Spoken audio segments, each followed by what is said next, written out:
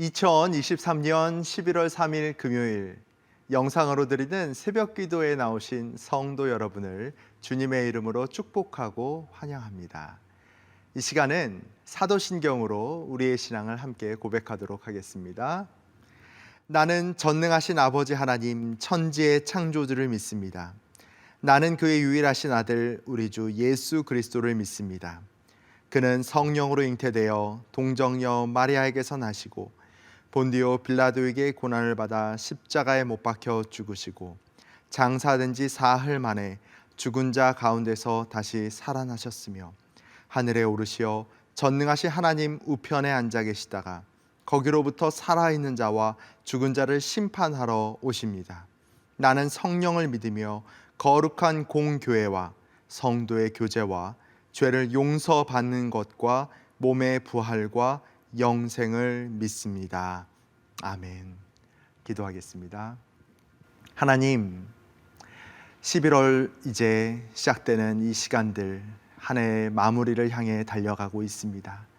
지난 한 해 동안 또 우리에게 허락하신 하나님의 놀라운 은혜와 또한 우리에게 베푸신 그 사랑들을 기억하며 감사를 기억하는 그러한 우리의 삶이 될 수 있도록 인도하여 주시옵소서. 오늘도 주님께서 풍성하게 베푸신 그 말씀의 잔치에 아버지 우리가 말씀으로 회복되게 하시고 그 말씀이 힘을 얻어 오늘도 주님께 온전히 나아가는 우리의 삶이 될 수 있도록 붙들어 주시옵소서. 감사드리며 예수 그리스도의 이름으로 기도합니다. 아멘.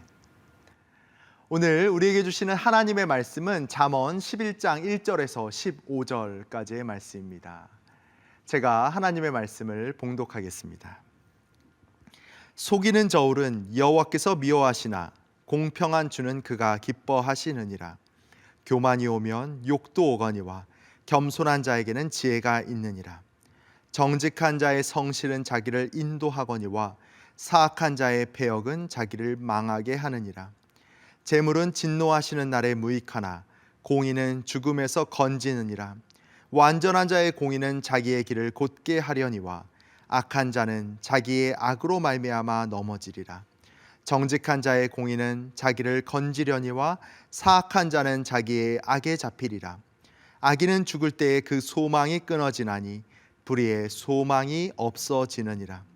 의인은 환난에서 구원을 얻으나 악인은 자기의 길로 가느니라.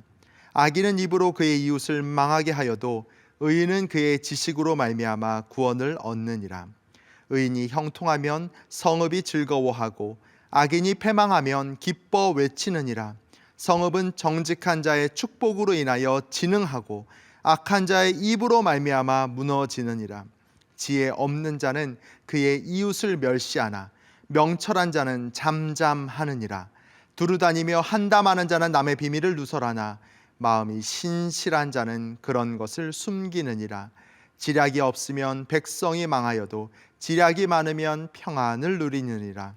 타인을 위하여 보증이 되는 자는 손해를 당하여도 보증이 되기를 싫어하는 자는 평안하니라. 아멘. 오늘도 하나님의 말씀으로 우리가 회복되고 또한 하나님 주시는 지혜가 우리 안에 넘칠 수 있기를 간절히 소망합니다. 오늘 잠언에서는 우리의 일상생활이 하나님과의 관계에서 얼마나 중요한지를 계속해서 이야기하고 있습니다. 하나님께서는 정직한 자를 기뻐하시며 속이는 자를 미워하신다라고 하는 것입니다. 1절에 보니까요, 속이는 저울은 여호와께서 미워하시나 공평한 주는 그가 기뻐하시느라 라고 기록하고 있었죠. 그 당시 장사하는 자들이 무게가 다른 추를 들고 다니면서 장사할 때, 물건을 팔 때, 무게를 잴 때 그 추를 바꾸면서 바로 그 속여 파는 일들이 종종 있었다라고 합니다. 더 큰 이익들을 보지 못하고 그 작은 이익 때문에 양심을 파는 일들을 하였던 것이죠. 3절은 이렇죠. 정직한 자의 성실은 자기를 인도하거니와 사악한 자의 패역은 자기를 망하게 한다라고 기록되어 있고요. 5절을 보니까요, 완전한 자의 공의는 자기의 길을 곧게 하려니와 악한 자는 자기의 악으로 말미암아 넘어지리라 라고 기록되어 있습니다. 오늘 잠언에서는 이 정직이다라고 하는 이 도덕 원칙을 기록해 놓으면서 우리의 일상생활에서의 정직이 하나님과 그렇게 관련이 있나 싶기도 한 것이 사실이죠.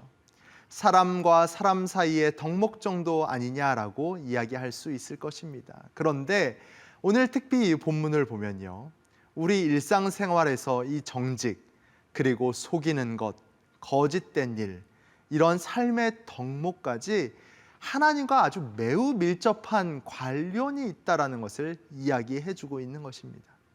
세상 사람들에게는 상대방을 속이고도 정직하게 산다라고 하는 그 겉모습만 보여주면 깨끗한 것처럼 보일 수 있다라는 것이죠. 그런데 하나님께서는 그게 통하지 않는다라는 거예요. 속이는 저울은 여호와께서 미워하시는 것이다라고 이야기를 하는 것이죠. 나의 정직함, 사람들 사이에서뿐만이 아니라 하나님을 향한 경건과 매우 밀접한 관계가 있다는 것을 보여주고 있는 것입니다. 다른 이들이 안 본다고, 마음껏 행동한다라고 하나님께서도 그것을 안 보는 것은 아님을 우리가 기억해야 되는 것이죠. 결국 우리의 거짓이 하나님과의 관계를 해치지 않도록 우리의 마음을 깨끗이 하고, 그것이 바로 우리의 일상생활에서의 정직이다라는 것을 이야기해주고 있는 것입니다.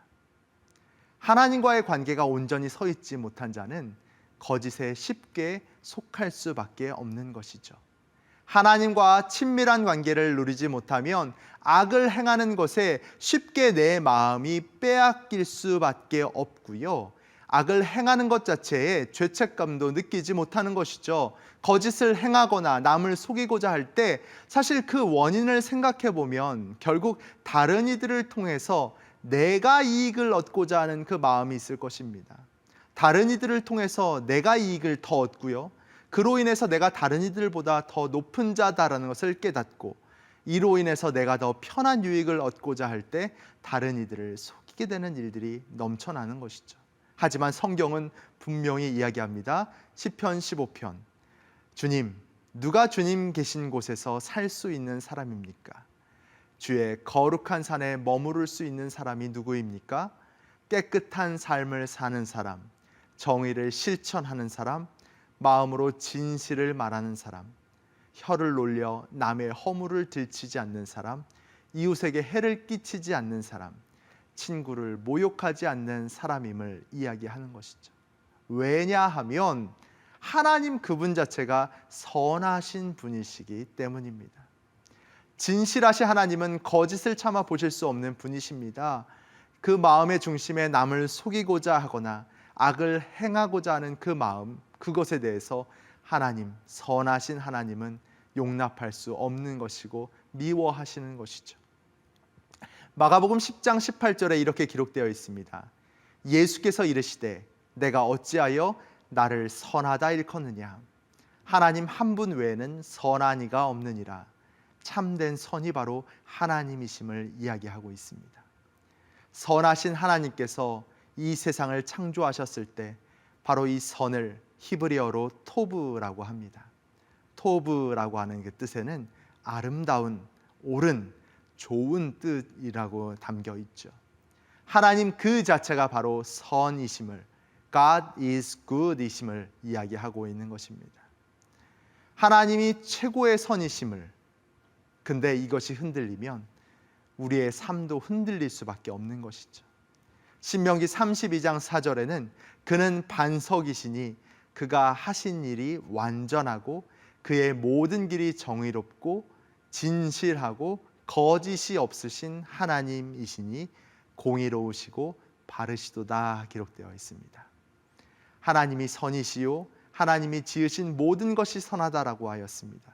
그리고 그가 하신 일이 완전하고 그의 길이 정의롭고 진실하며 거짓이 없다라고 하셨죠. 그리고 하나님의 지음받은 모든 피조물이 합력하여 선을 이루는 것이 우리의 삶이다라고 이야기하였습니다. 이 하나님의 속성으로 말미암아 감히 하나님 앞에 나아갈 수 없는 우리도 우리를 온전케 하시는 이로 말미암아 온전함으로 하나님의 뜻을 행하며 살게 되는 것입니다. 그것이 우리 믿는 자의 모습임을 기억하십시오. 히브리서 13장 21절의 말씀은 이렇습니다. 모든 선한 일에 너희를 온전하게 하사 자기 뜻을 행하게 하시고 그 앞에 즐거운 것을 예수 그리스도로 말미암아 우리 가운데에서 이루시기를 원하노라. 영광이 그에게 세세 무궁토록 있을지어다. 아멘. 기록되어 있습니다. 모든 선한 일에 우리 모두가 온전하게 되기를 원합니다. 지금 내가 손해볼지라도 끝까지 주의 뜻을 따라가는 자, 그는 결코 망하지 않음을 말씀하십니다. 더 나아가 정직한 자가 속한 공동체까지도 선한 영향력을 미칩니다. 잠언 11장 11절에 성읍은 정직한 자의 축복으로 인하여 진흥하고 악한 자의 입으로 말미암아 무너지느니라 라고 기록되어 있죠. 성읍은 정직한 자의 축복으로 인해 진흥한다 하였습니다.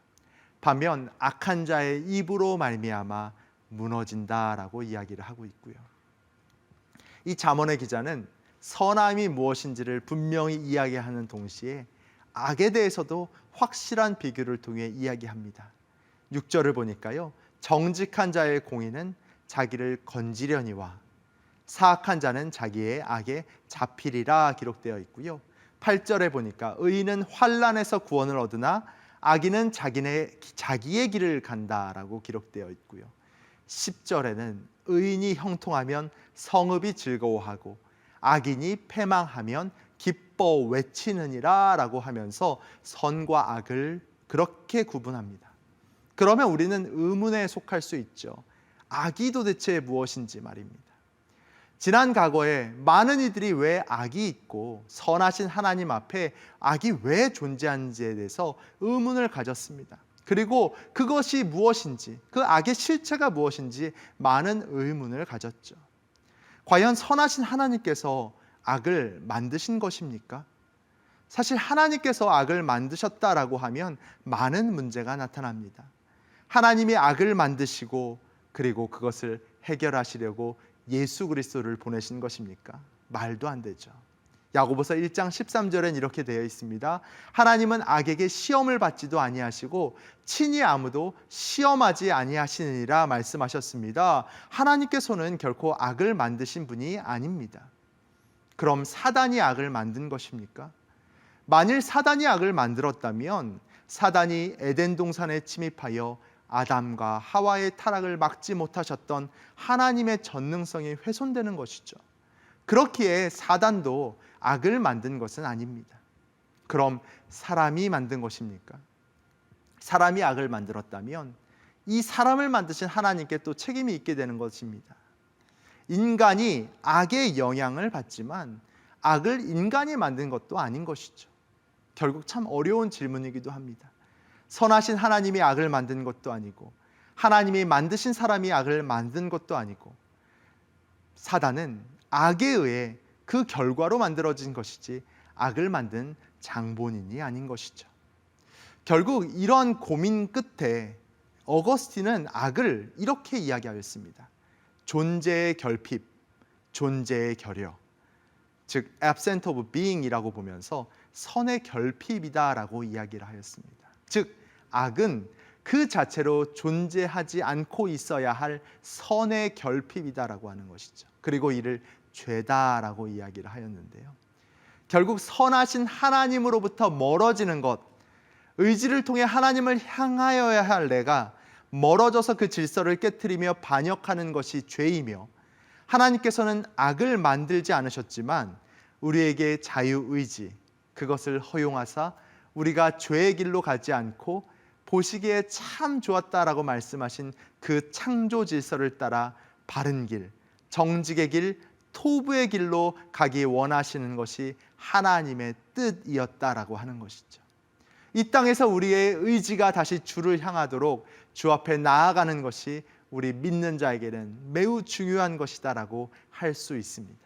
그래서 결국 이 정직의 길이라는 것은 이 사회에서 도덕적 삶을 통해 질서를 유지하는 것, 바로 거기에 그치는 것이 아니라 하나님을 기쁘시게 하는 길이요, 하나님과의 그 신뢰를 통하여 내가 주와 함께 걸어가는 그 길이 복된 길임을 기억하실 수 있기를 바랍니다.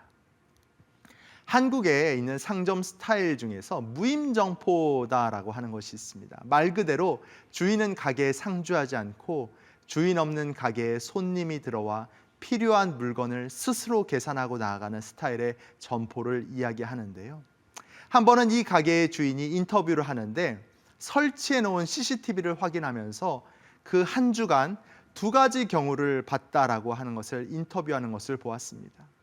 한 어린아이가 요즘 유행하고 있는 포켓몬 카드 그 두 상자, 즉 60장을 집어들고 그 신용카드를 꼽는 키오스키에 계산을 하는 척 하다가 취소 버튼을 누르고 한국 돈 5만 원 정도 되는 이 캐릭터 카드를 주머니에 넣고 아주 자연스럽게 아무렇지도 않은 것처럼 계산한 것처럼 하고 가게를 떠났다라고 하는 것입니다. 주인은 어린아이이기도 하고 해서 신고를 하지 않았다라는 것이죠. 근데 그 다음날 그 다른 어린아이가 또 왔는데요.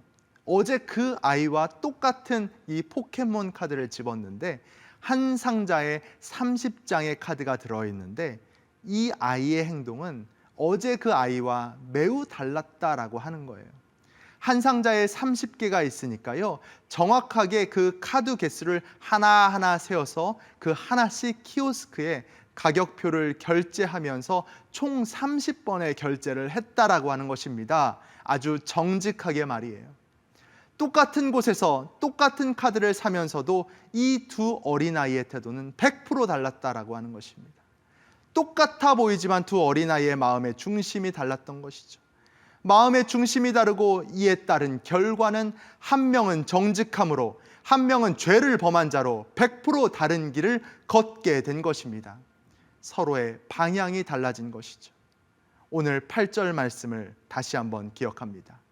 의인은 환난에서 구원을 얻으나 악인은 자기의 길로 가느니라. 하나님을 온전히 예배하고 온전히 나아갈 수 있도록 우리에게 그 길을 열어주셨지만 인간은 욕심과 내 의지가 잘못된 방향으로 말미암아 선한 길로 일부러 가지 않고 그 다른 길로 가게 되는 것이죠. 근데 그 옳은 길이 아니면 100% 반대되는 길인 것이죠. 그 길은 죽음의 길인 것이죠. 죄짓기를 기뻐하고 속이기를 즐거워하며 재물을 사랑하고 입으로 다른 이들을 망하게 하고 두루다니며 한담하고 남의 비밀을 누설하며 그것을 기뻐하는 것, 바로 이 모습이 선을 상실한 악한 자의 모습이요 그 길의 끝은 결국 사망이다라고 하는 것입니다.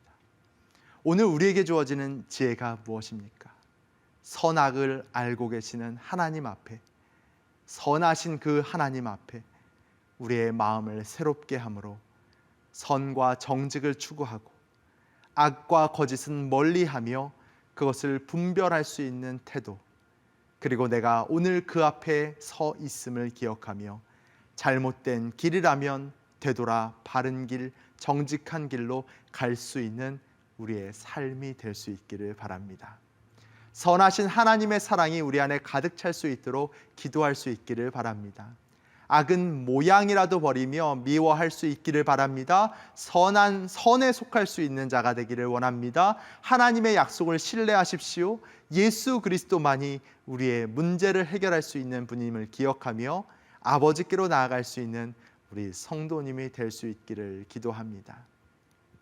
성전 건축을 위해 헌물을 드리고 했던 다윗의 감사기도, 역대상 29장 17절의 말씀을 나누며 말씀을 마무리하고자 합니다. 나의 하나님이여, 주께서 마음을 감찰하시고 정직을 기뻐하시는 줄을 내가 아나이다. 내가 정직한 마음으로 이 모든 것을 즐거이 드렸사오며 이제 내가 또 여기 있는 주의 백성이 주께 자원하여 드리는 것을 보오니 심히 기쁘도소이다. 아멘. 함께 기도하겠습니다. 하나님, 오늘 우리가 주님을 바라보며 정직의 길을 걷기를 원합니다. 이것은 단순히 도덕적 우리의 삶의 태도가 아닌 하나님 앞에 서 있는 나의 자세임을 고백합니다. 하나님, 하나님을 등짐으로 인해 죄의 길, 악의 길로 걷지 않도록 하여 주시고 온전히 하나님을 바라며 믿음으로 그 길을 걸어갈 수 있는 주의 자녀가 되게 하여 주시옵소서. 오늘도 주님께서 주시는 힘과 지혜와 능력으로 오늘 나의 의지와 마음을 주님 앞에 드리며 순종하며 나아가기를 원합니다. 주님 붙들어 주시옵소서. 감사드리며 예수 그리스도의 이름으로 기도합니다. 아멘. 정직의 길은 곧 하나님을 순종하며 하나님을 바라보는 그 길입니다. 오늘도 그 길을 걷는 우리 성도님 될 수 있기를 바랍니다. 개인 기도를 드리겠습니다.